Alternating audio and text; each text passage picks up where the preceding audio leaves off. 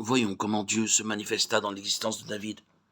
Cet homme était rempli de zèle pour l'Éternel, sans être pour autant passé par l'expérience d'une rencontre personnelle avec le Tout-Puissant. Il fallut au préalable qu'il apprenne à en finir avec lui-même et ses ressources. Lorsque son épouse, son ami et même les prêtres ne furent plus en mesure de le préserver des attaques de la jalousie et des désirs homicides de Saül, il se réfugia dans une caverne et invoqua l'Éternel. C'est alors que Dieu devint une réalité profonde pour le proscrit. Il se mit à composer de nombreux psaumes, devenus une source d'inspiration pour des personnes de toutes classes, de toutes conditions, disséminées dans le monde entier. Dans le psaume 120 au verset 2, il soupire: délivre mon âme des lèvres mensongères, et une langue trompeuse sont à la source de nombreuses souffrances, qu'il s'agisse de nous-mêmes ou d'autres personnes. Lorsque nous avons menti, nous perdons notre paix et causons du préjudice à autrui. Lorsque d'autres profèrent des mensonges à notre sujet, il en résulte de la souffrance pour nous. Ainsi donc, les mensonges, quels qu'ils soient, rendent malheureux. Et nous constatons que seul le Dieu vivant, le Dieu d'amour, peut nous préserver, nous sauver des agressions de la langue mensongère. Nous lisons au verset 3 du psaume 120. Que te sera-t-il fait, langue trompeuse? Nous nous irritons à la moindre provocation et notre langue échappe à notre contrôle. Aucune puissance humaine n'en mesure de la gouverner, de sorte que nous prononçons des paroles blessantes.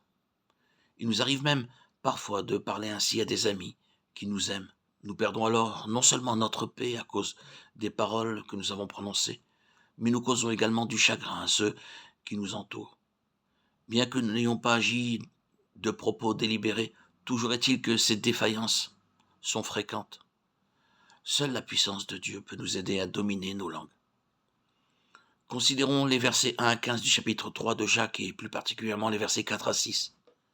La taille du gouvernail d'un navire est petite en comparaison du reste du bâtiment. Pourtant, le capitaine peut diriger le navire à son gré parce qu'il est maître de la barre. Nous avons besoin de placer notre langue sous l'autorité de la puissance de Dieu.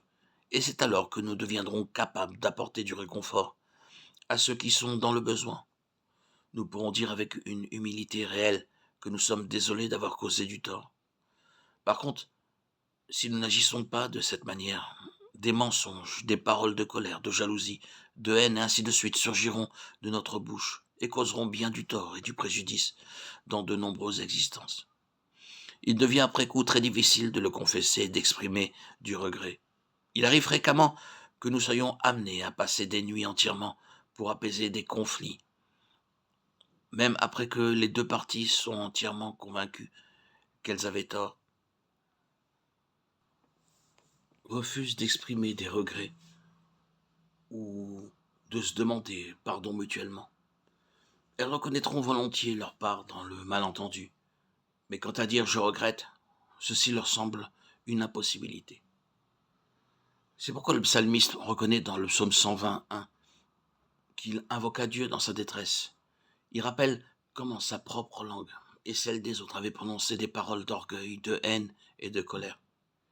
Il avait essayé, mais en vain, de les réprimer. Et c'est alors qu'il invoqua Dieu. Nous avons fait la même expérience et dans notre condition misérable, nous avons crié vers l'Éternel qui nous a délivrés.